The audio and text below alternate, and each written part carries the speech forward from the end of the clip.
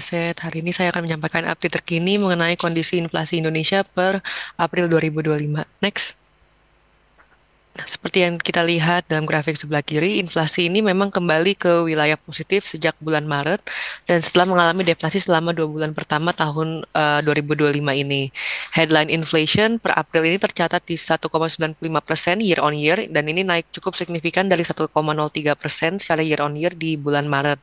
Dan ini jauh lebih membaik dibandingkan deflasi 0,09% di bulan Februari dan deflasi juga di bulan Januari.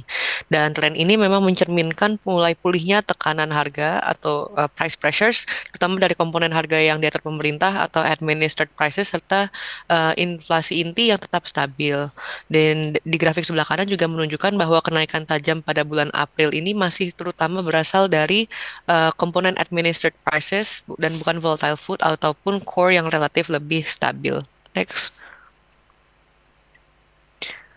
Dan secara bulanan, memang inflasi bulan April ini tercatat 1,17% secara month-on-month dan memang lebih rendah dibanding bulan Maret di 1,65% secara month-on-month. Namun tetap di atas rata-rata historis pasca Idul Fitri ya. Jadi memang lonjakan inflasi bulan ini didominasi oleh administered prices seperti yang year on year dan itu meningkat 5,21% secara month-on-month dan berkontribusi 0,98% terhadap headline inflation atau sekitar dari 83% dari total inflasi bulanan.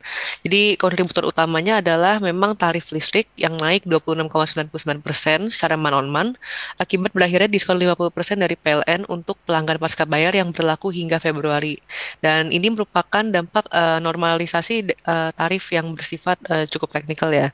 Namun memang kami melihat bahwa tekanan bulan April ini tidak hanya disebabkan oleh faktor teknikal tapi juga kecenderungan pelaku usaha untuk menaikkan harga menjelang Lebaran terutama saat rupiah ini sempat melemah ke atas 17.000 dan sampai di 17.300. Dan efek depresiasi rupiah ini memang meningkatkan biaya impor atau imported inflation dan pada akhirnya mendorong produsen untuk melakukan pass-through prices terhadap konsumen. Jadi memang terutama contohnya di sektor makanan, kesehatan, dan juga perumahan. Dan sebaliknya sektor transportasi dan komunikasi ini mencatat kontraksi harga dengan tiket pesawat turun 4,83% secara month-on-month sehingga menahan tekanan inflasi lebih lanjut ya. Jadi maka dari itu kami sebenarnya menilai inflasi April ini merupakan kombinasi antara tekanan biaya yang tertunda, normalisasi tarif listrik, dan juga respon musiman terhadap peningkatan demand saat Lebaran. Next. Dan untuk inflasi intinya sendiri atau core inflation ini memang tercatat sebesar 2,50% secara year on year di bulan April. Dan ini memang naik cukup tipis dari bulan sebelumnya yaitu 2,48% year on year. Dan untuk laju bulanannya itu di 0,31% secara month on month. Dan ini merupakan level tertinggi dalam 22 bulan terakhir dan ini mencerminkan mulai menguatnya tekanan harga yang lebih mendasar ya. Jadi kontributor utama dari core inflation ini masih berasal dari harga perhiasan emas yang melonjak 10,52% secara year on year, sejalan dengan tren harga emas global yang mendekati 3.400 OS USD per OS ya. Jadi per akhir April ini. Jadi komoditas lain seperti otomotif, kopi bubuk, minyak goreng dan makanan siap saji juga mencatat kenaikan terutama karena permintaan musiman untuk Idul Fitri dan juga Ramadan. Namun memang saat ini kami menilai kenaikan inflasi inti ini tidak hanya bersifat musiman. Jadi memang depresiasi rupiah sekitar 4,8% secara year to date telah mendorong naiknya biaya impor dan pelaku usaha mulai melakukan pass-through seperti yang tadi saya telah jelaskan sebelumnya. Dan di sisi lain, komponen harga yang diatur pemerintah atau administered prices tetap memang menjadi penyumbang utama untuk inflasi bulanan di bulan April ini, meski kontribusinya mulai menurun dibandingkan Maret di graf yang kiri ya.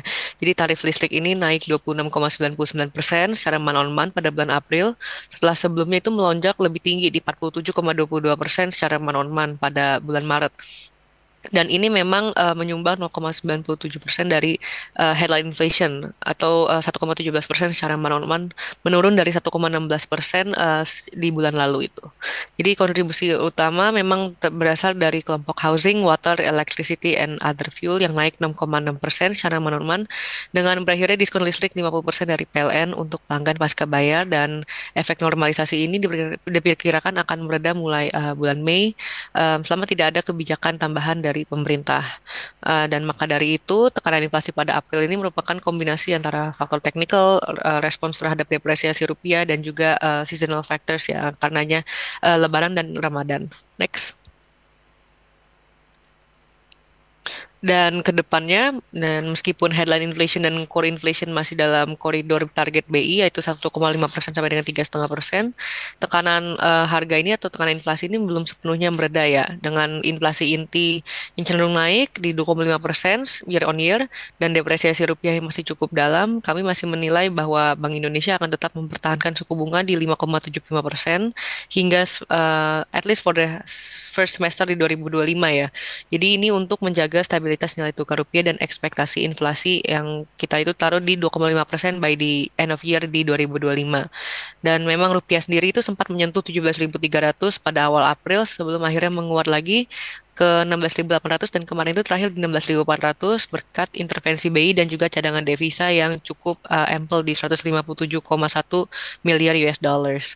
Jadi periode April sampai Juni ini juga memang dikenal sebagai musim repatriasi dividen yang secara historis menambah pressure terhadap nilai tukar rupiah dan membuat strategi BI ini semakin hati-hati ke depannya.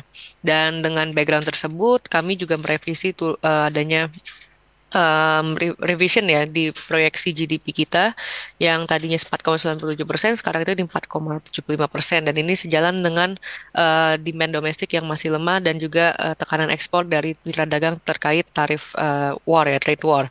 Jadi artinya meskipun inflasi tampak cukup terkendali saat ini, sebenarnya risiko dari sisi eksternal dan depresiasi nilai tukar rupiah ini masih memaksa BI untuk menahan suku bunga lebih lama dari ekspektasi awal. Dan di tengah keterbatasan pemangkasan suku bunga, bauran kebijakan akan lebih dioptimalkan oleh BI, termasuk salah satunya adalah pemanfaatan SRBI yang sudah mencapai 892,4 triliun, di mana 26% itu dipegang oleh investor asing, dan selain itu juga adanya beberapa insentif kebijakan likuiditas makroprudensial dari BI ya. Jadi sini sebesar 5% dari DPK dan untuk mendorong kredit-kredit di sektor prioritas. Mungkin sekian dari saya, kembali lagi ke Glenda.